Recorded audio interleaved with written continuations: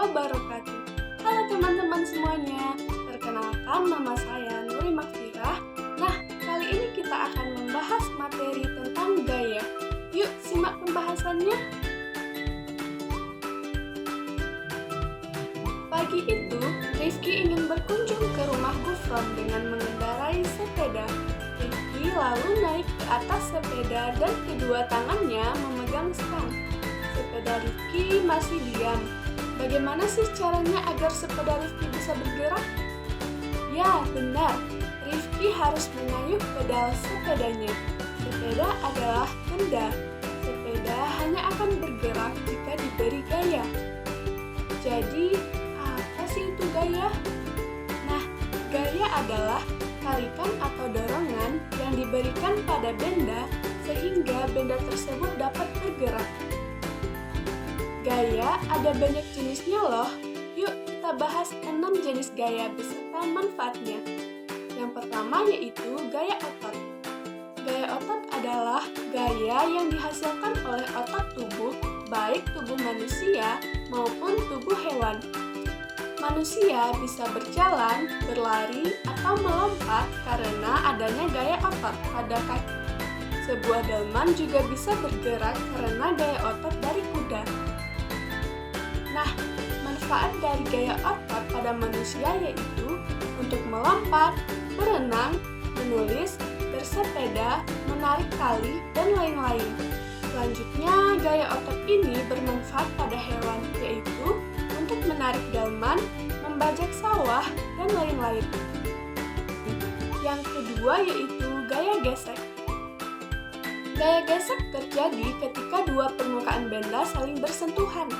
Nah, berikut ini adalah contoh dari gaya gesek. Gaya gesek yang terjadi yaitu antara roda sepeda gayung ini dengan permukaan jalan. Jadi, adanya gesekan antara kedua benda ini.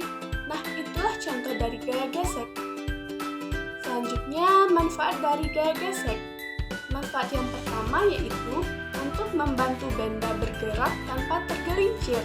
Jika tidak ada gaya gesek, maka semua benda akan tergelincir. Kemudian, contoh yang kedua yaitu untuk membantu menghentikan benda yang sedang bergerak. Dan yang ketiga, untuk menahan benda-benda agar tidak bergeser dari posisinya. Gaya yang selanjutnya yaitu gaya pegas. Gaya pegas ini merupakan gaya yang dihasilkan oleh kerja benda elastis. Contohnya itu adalah karet. Berikut ini merupakan contoh dari gaya pegas yaitu ketika menarik panah yang terbuat dari karet. Nah, gaya pegas ini timbul karena adanya sifat elastis pada benda karet. Nah, selain orang memanah, contohnya dari gaya pegas yaitu ketika kita bermain ketapel. Jadi, permainan ketapel itu menggunakan gaya pegas yaitu menarik karet kemudian dilepaskan. Nah, peristiwa itulah yang disebut dengan contoh gaya pegas. Manfaat dari gaya pegas itu adalah yang pertama yaitu membuat spring bed, kemudian yang kedua yaitu untuk bermain ketapel dan juga bermain panahan.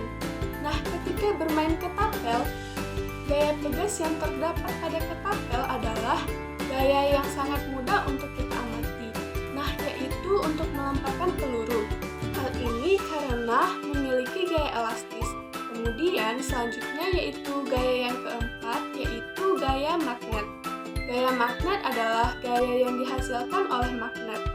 Nah, magnet merupakan benda-benda yang dapat menarik benda yang terbuat dari logam. Ada dua jenis benda-benda yang dapat ditarik oleh magnet disebut dengan benda magnetis. Contohnya yaitu ada besi, baja, dan lain sebagainya. Dan benda yang tidak dapat ditarik oleh magnet disebut dengan non-magnetis. Contohnya yaitu ada plastik, kayu, dan lain sebagainya. Manfaat dari gaya magnet dalam kehidupan sehari-hari yaitu yang pertama, untuk menunjukkan arah pada kompas yaitu jenis magnet jarum. Kemudian manfaat yang kedua yaitu untuk memisahkan benda-benda logam di tempat pembuangan barang bekas. Nah, jadi pada tempat pembuangan barang bekas ada banyak jenis-jenis benda. Jadi, untuk memisahkan itu, kita memerlukan adanya gaya magnet. Kemudian, manfaat yang ketiga yaitu untuk pengunci kotak pensil atau tas. Jadi, ketika kita melemparkan magnet pada kotak pensil maupun tas, maka akan tertutup dengan rapat. Selanjutnya, yang kelima yaitu gaya gravitasi. Gaya gravitasi merupakan gaya tarik bumi yang menyebabkan benda yang jatuh akan ke bawah. Nah, berikut contoh dari gaya gravitasi di mana buah yang jatuh akan ke bawah karena adanya gaya tarik bumi. Nah, dengan adanya gaya gravitasi inilah benda yang jatuh akan ke bawah. Tidak ada benda yang jatuh itu ke atas kecuali tidak ada gaya gravitasi. Maka benda-benda akan melayang. Nah, benda yang bergerak jatuh karena gaya gravitasi disebut dengan gerak jatuh bebas. Nah, kalian bisa perhatikan buah yang jatuh tersebut merupakan gerak jatuh bebas. Manfaat gaya gravitasi yaitu yang pertama, untuk menahan benda-benda tetap berada di permukaan bumi. Kemudian, manfaat yang kedua yaitu untuk menjaga atmosfer tetap berada di permukaan bumi.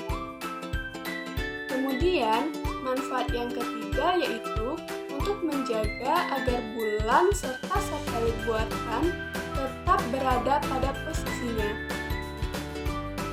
Nah, gaya yang terakhir yaitu gaya listrik. Gaya listrik adalah gaya yang dihasilkan oleh muatan-muatan listrik. Gaya listrik tersebut dapat diamati dalam kegiatan sederhana. Nah, contohnya yaitu muatan listrik pada sisir yang telah digosokkan ke rambut dapat menarik potongan kertas. Nah, teman-teman semua bisa mencobanya di rumah jika memiliki sisir plastik, kemudian bisa digosok-gosokkan pada rambut yang kering. Kemudian bisa didekatkan ke potongan kertas, maka potongan-potongan kertas tersebut akan terangkat.